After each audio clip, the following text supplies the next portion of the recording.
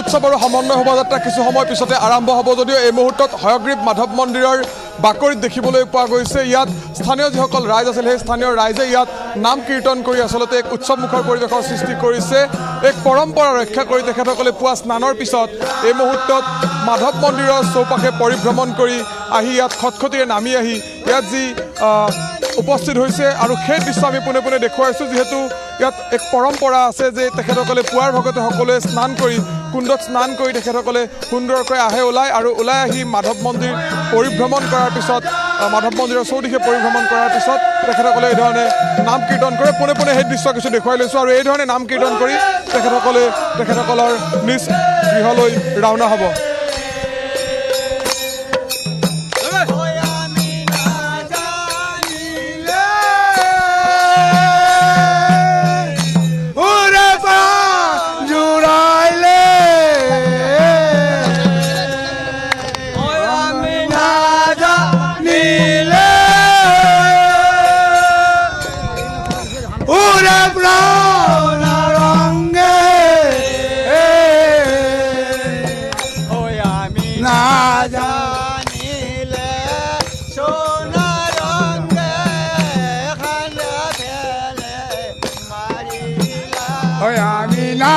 জানিলে সোনা রঙে ঠান্ডা ভেলে মানিলাম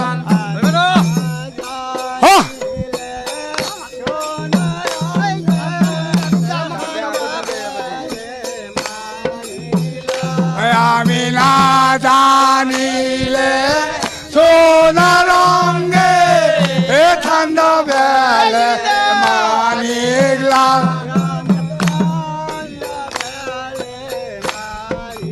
এইধৰণে নাম কীৰ্তন গাই তেখেতসকলে গৃহলৈ ৰাওনা হৈছে আমি কিছু আৰু কথা জানি লোৱাৰ চেষ্টা কৰিম আপোনাৰ ওচৰলৈ আহিছোঁ যেতিয়া সুন্দৰ পৰম্পৰাৰে আপোনালোকে ইতিমধ্যে পুৱাৰ ভাগৰ যি কাৰ্য সেই কাৰ্য সমাপন কৰি আপোনালোকে গৃহলৈ ৰাওনা হৈছে গোটেই দিনটোৰ পৰম্পৰাখিনি কওকচোন গোটেই দিনটোৰ কাৰ্যসূচীখিনি আজি কি ধৰণে হ'ব আমাৰ দিনটোৰ কাৰ্যসূচী নহয় আমাৰ ৰাতিপুৱা আমি খুব সোনকালে আমি সকলোৱে মিলিত হৈ হাজো কৈপতলা চুবুৰীৰ পৰা আমি প্ৰতিজন ডেকা বৃদ্ধ সকলোৱে মিলিত হৈ আমি পবিত্ৰ বৰাকুণ্ডত আমি স্নান কৰোঁ আৰু স্নান কৰি আমি পশ্চিম খটখটিৰে উঠি আহোঁ আৰু উঠি আহি পেলাই আমি হয়গ্ৰীৱ মাধৱ মন্দিৰৰ ওপৰত আমি 3 পাক আমি প্ৰদৰ্শন কৰোঁ আৰু প্ৰদৰ্শন কৰি আমি গুৰুজনাৰ ওচৰত হয়গ্ৰীৱ মাধৱ মন্দিৰত আমি তেখেতক আমি দৰ্শন কৰোঁ দৰ্শন কৰি আমি সকলোৱে মিলিত হৈ আকৌ আমি সংগীতান গাই আমি মূল খটখটিৰে আমি নামি আহি পেলাই এনেকৈ আমি এটা প্ৰচেছন কৰি আমি নিজৰ নিজৰ গন্তব্য স্থানলৈ যাওঁ আৰু গৈ আমি সৰুৱে ডাঙৰসকলক আমি প্ৰণাম কৰোঁ নামঘৰত আমি প্ৰণাম কৰোঁ কৰি পেলাই আমি তেনেকৈ আমি ঘৰে ঘৰে আমি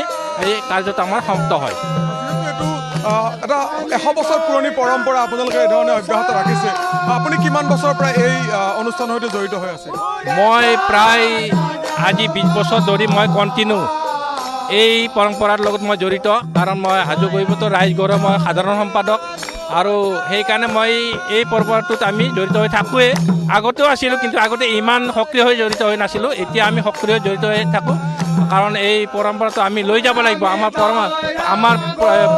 পিছৰ প্ৰজন্মৰ কাৰণে আমি এইটো লৈ যাব লাগিব আৰু সেইকাৰণে এইটো আমাৰ চলি থাকিব আমি যেতিয়ালৈকে জীয়াই থাকোঁ আমাৰ ৰাইজ যেতিয়ালৈকে জীয়াই থাকে এই পৰম্পৰাটো আমাৰ চলি থাকিব দেখিবলৈ পোৱা গৈছে এইসকল ইয়াৰ স্থানীয় ৰাইজে সুন্দৰকৈ তেখেতসকলৰ যি পৰম্পৰা সেই পৰম্পৰাখিনি ধৰি ৰাখি পুৱাৰ ভাগত তেখেতসকলে যি নাম কীৰ্তন সেই নাম কীৰ্তন কৰি তেখেতসকলৰ গৃহাভিমুখে ৰাওনা হৈছে নাম কীৰ্তন কৰিয়ে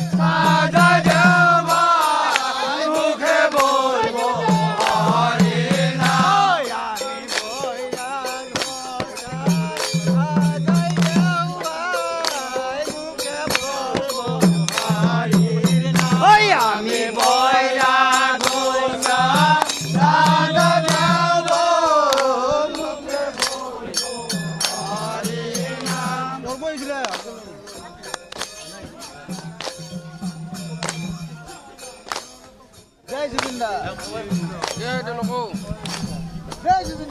আৰু এই ধৰণে সমন্বয় শোভাযাত্ৰা আৰু মণিকূট উৎসৱ আৰম্ভ হোৱাৰ পূৰ্বে পহিলা মাঘৰ দিনটোত পৰম্পৰা ৰক্ষা কৰি তেখেতসকলে যি এই ধৰণে নাম কীৰ্তন কৰি হয়গ্ৰীৱ মাধৱ মন্দিৰৰ চৌপাশ পৰিভ্ৰমণ কৰাৰ পিছত গৃহাভিমুখে ৰাওনা হৈছে।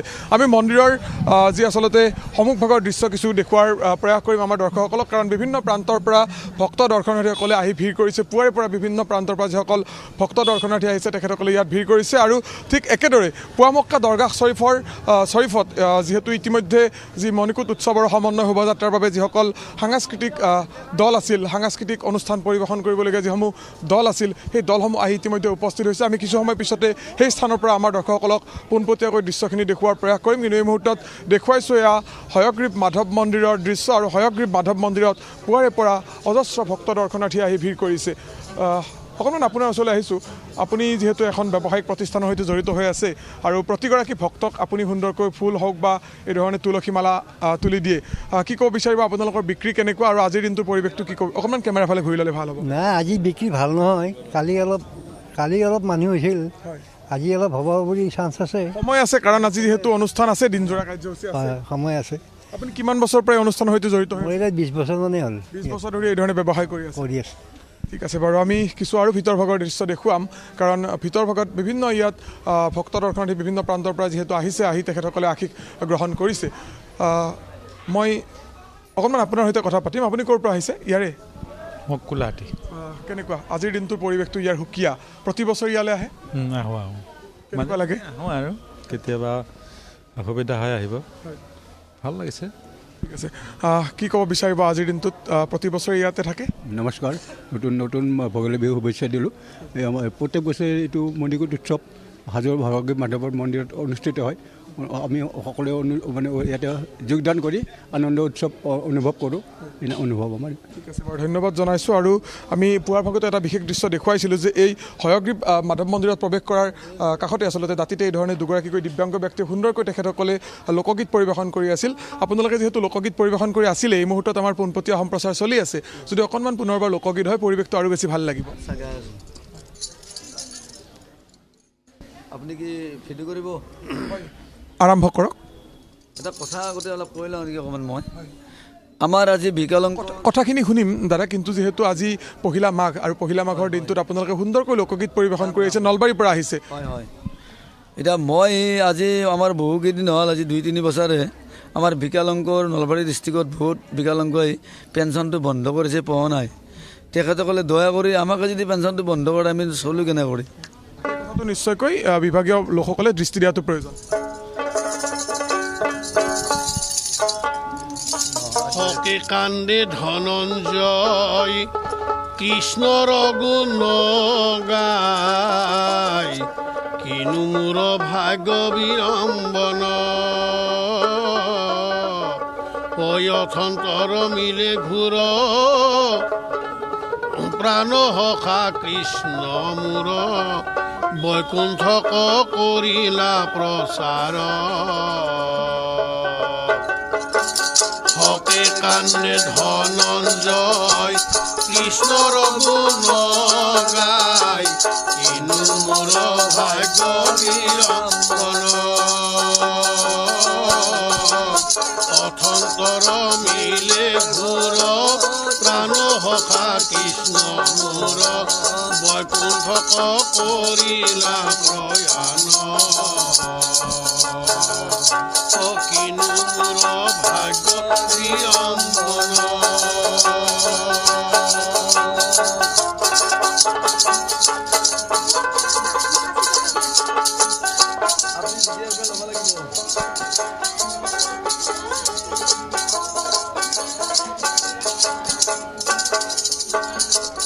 খাই মোৰ কৰি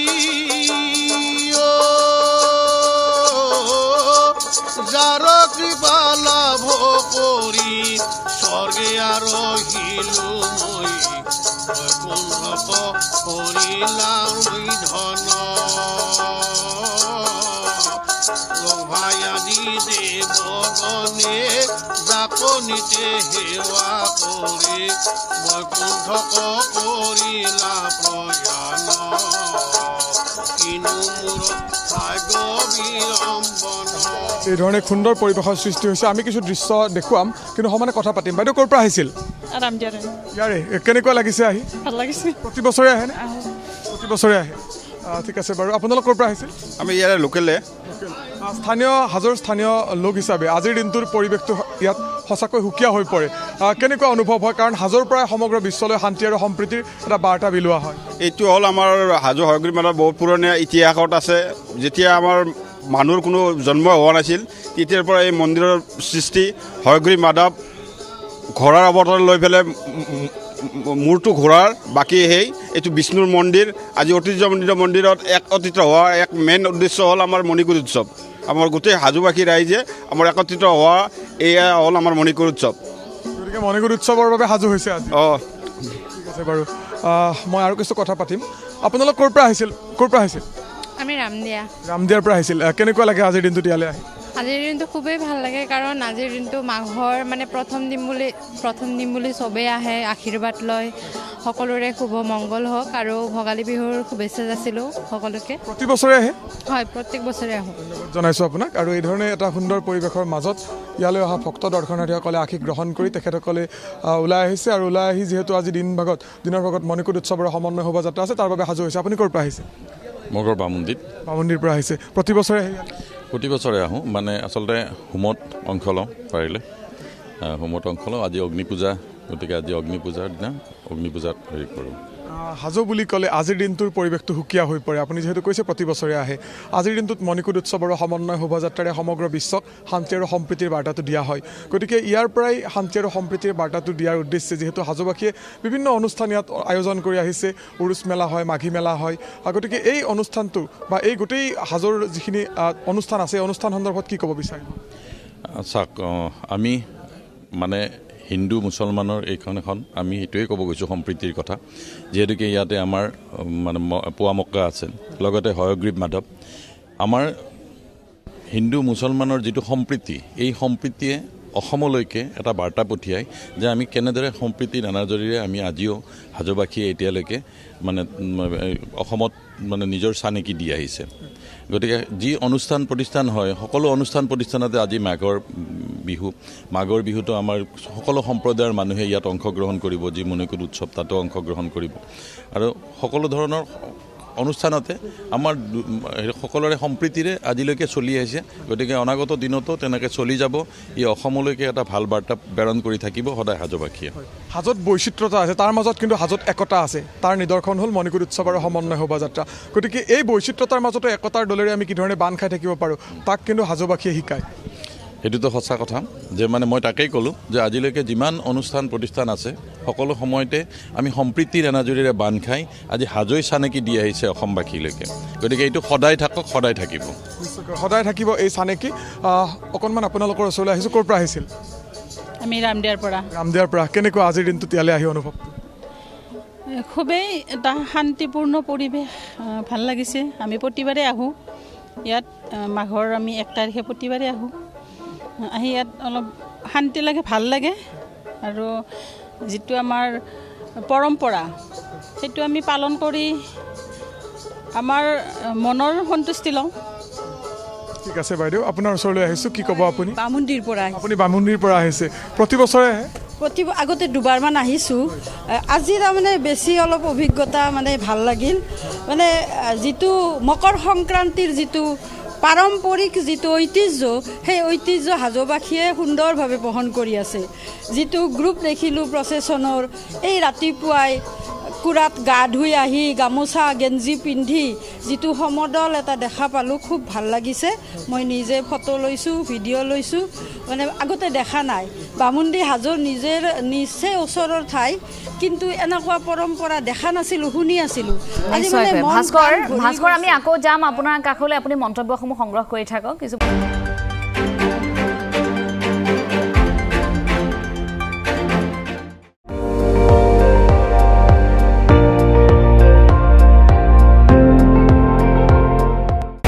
আপুনি চাই আছে ND24, সৰ্বশ্ৰেষ্ঠ নহয় সৰ্বোত্তমৰ দৌৰত।